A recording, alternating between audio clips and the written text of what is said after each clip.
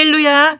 거룩한 습관 하루 한 절에서 천절까지 말씀은 기적을, 말씀은 선한 일을 행할 능력을 갖춥니다. 오늘은 요한복음 1장 12절을 그림을 보며 암송할 텐데 먼저 말씀을 다 같이 읽어보겠습니다. 영접하는 자, 곧 그 이름을 믿는 자들에게는 하나님의 자녀가 되는 권세를 주셨으니. 요한복음 1장 12절. 예수님은 세상을 창조하셨을 뿐만 아니라 알파와 오메가가 되셔서 세상을 유지시키며 세상을 심판하시고 인류의 죄를 위하여 스스로 하늘 보좌를 버리시고 십자가를 지셨습니다. 그러므로 주님을 영접하는 자에게는 하나님의 자녀가 되는 권세를 주십니다. 요한복음 1장 12절을 암송하는 저와 여러분은 영접하는 자에게 주시는 자녀의 권세를 귀중히 여기며 말씀을 암송해 보겠습니다. 먼저 그림을 보며 그림의 포인트를 설명하겠습니다. 소녀가 예수님을 사랑으로 마음에 모시고 영접하는 자, 곧 그 이름을 믿는 자들에게는 하나님의 무릎에 자녀가 되어서 안겨 있습니다. 하나님의 자녀가 되는 권세를 주셨으니. 세 번은 글씨와 그림을 보고 암송하다가 네 번째는 그림을 연상하며 글씨 없이 암송해 봅니다.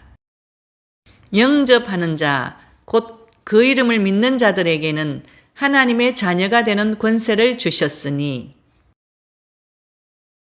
영접하는 자, 곧 그 이름을 믿는 자들에게는 하나님의 자녀가 되는 권세를 주셨으니.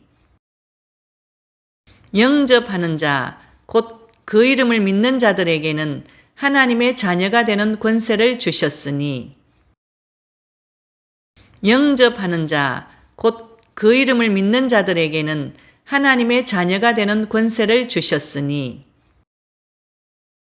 영접하는 자, 곧 그 이름을 믿는 자들에게는 하나님의 자녀가 되는 권세를 주셨으니. 12절. 영접하는 자, 곧 그 이름을 믿는 자들에게는 하나님의 자녀가 되는 권세를 주셨으니. 요한은 예수님을 받아들이는 방법을 예수님의 이름을 믿는 것이라고 설명합니다. 예수님의 존재를 받아들이고 예수님을 신뢰하고 그 예수님을 내 인생의 주인으로 여기며 예수님이 하나님임을 믿는 자들은 하나님의 자녀가 되는 합법적인 권리를 하나님께서 주십니다. 요한복음은 태초에 하나님이 말씀과 함께 계셨고 그 말씀이 하나님이심을 선언하면서 예수님께서도 태초부터 하나님과 함께 존재하셨음을 강조합니다. 그리스도의 권세에 대해서 알아보겠습니다.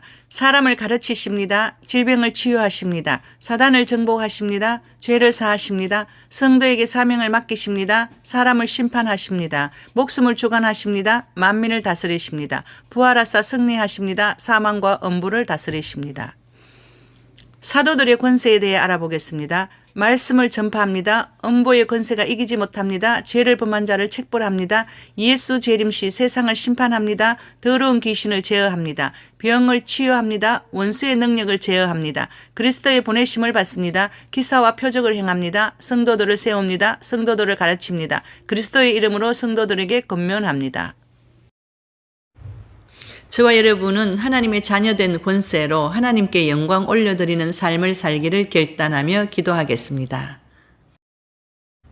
오늘 또 상담 사례를 말씀드리겠습니다.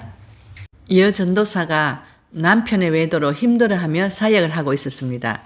그래서 그 여전도사가 사명을 위하여 기도하는 것보다 남편이 잘못하는 것을 하나님께 많이 아뢰었습니다.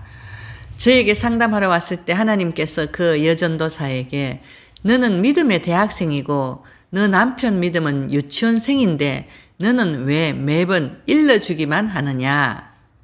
대학생이 유치원생과 다퉈서 부모에게 일러주면 누가 더 잘못하는 거냐라고 물으셨습니다. 그랬더니 그 여전도사가 회개하고 앞으로는 남편의 잘못된 것만 하나님께 일러주고 아뢰는 것이 아니라 남편의 영혼과 자신의 사역을 위해서 기도하겠다고 하나님께 고백하고 약속하고 돌아갔습니다. 감사합니다.